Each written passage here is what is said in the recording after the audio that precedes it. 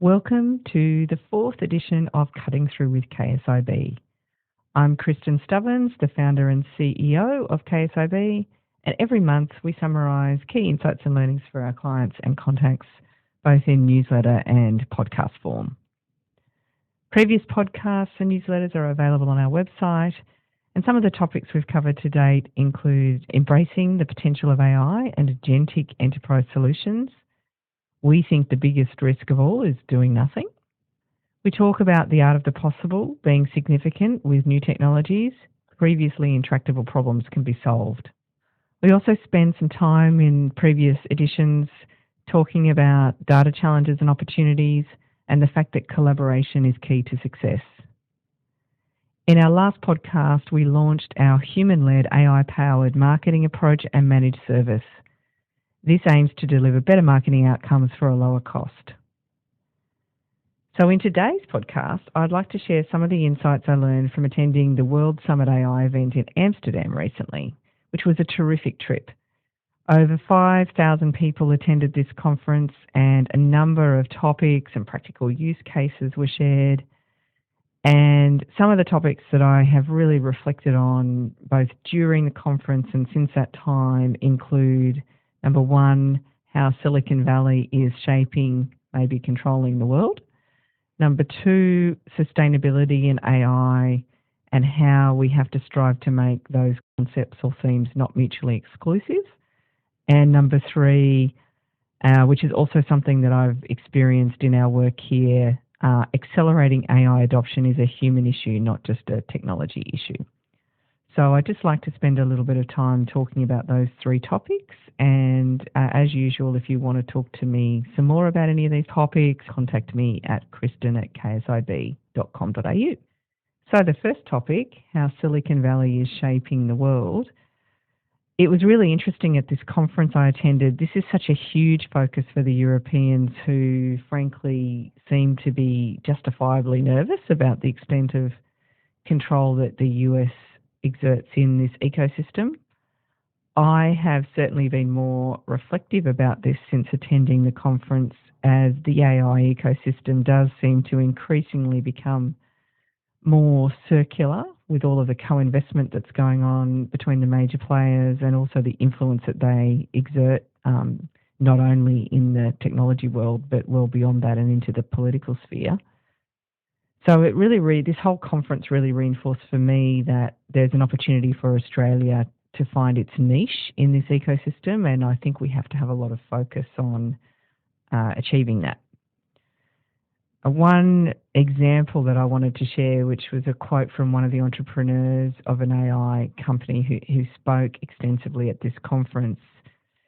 He said, well, one US company is bigger than the whole Greek market.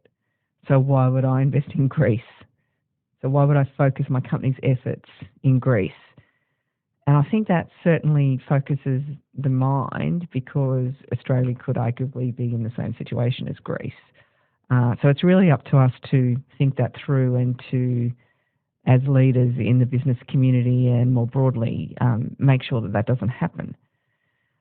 At KSIB, we, for our part, are working with large corporates, including some of the banks, to help implement agentic solutions. And that means focusing not only on the opportunities, but also on how to manage the risks at a practical level that are associated with these use cases. A lot of the time we're thinking through transformational workforce issues, and I'll talk a little bit more about that later. But we're also seeing a really big opportunity to step back and consider what should be eliminated in core processes before AI solutions are implemented. So it's almost using AI as the catalyst to sort of step back and look at elimination and how that can be implemented. I think it's really interesting, some of the ways of working that were piloted by companies such as AWS can work in these scenarios. We've also been working with a number of terrific Australian AI startup enterprises, and I will seek to profile some of these organisations in our upcoming podcasts and newsletters. I think Australia really can play an important innovation role if we embrace some of these exciting new companies and entrepreneurs and work with them.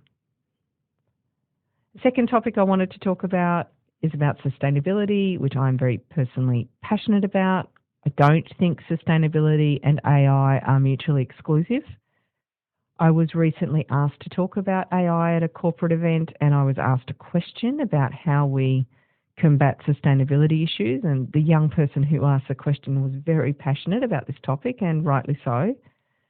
My answer focused on incentives and measurement, and I think experience would tell us that if humans see an issue as important and they're motivated to solve the problem, innovation ensues. Certainly that's my view. So it's all about how important is this issue, and once we get motivated around it, we do get results. And at the World Summit AI in Amsterdam, there were numerous examples of putting sustainability at the core of AI solutions. A number of, some of the sustainability issues associated with data centres were discussed. But sustainability was core, and it felt very embedded in the European environment. It feels like we have something to learn from the Europeans in this respect. I think sustainable AI will become embedded in Europe.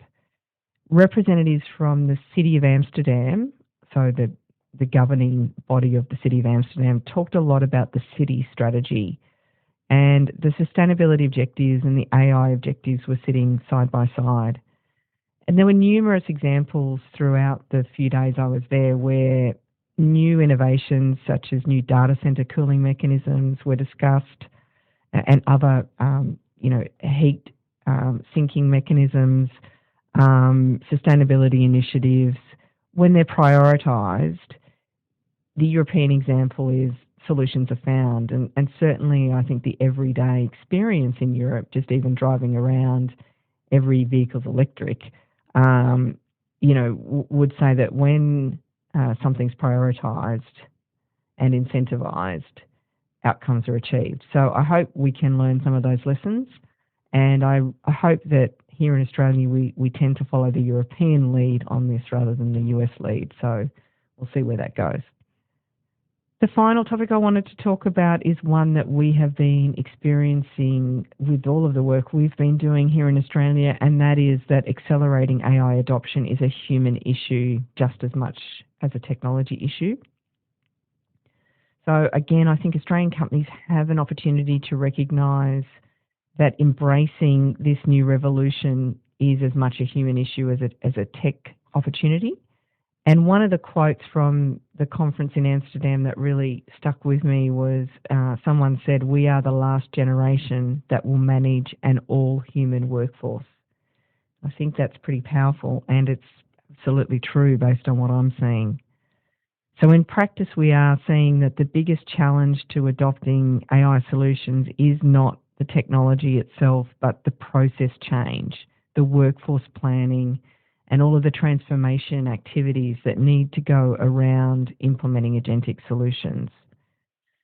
So if a workplace culture has already got a positive agile mindset and embraces ways of working to reinforce this, of course it makes change that much easier.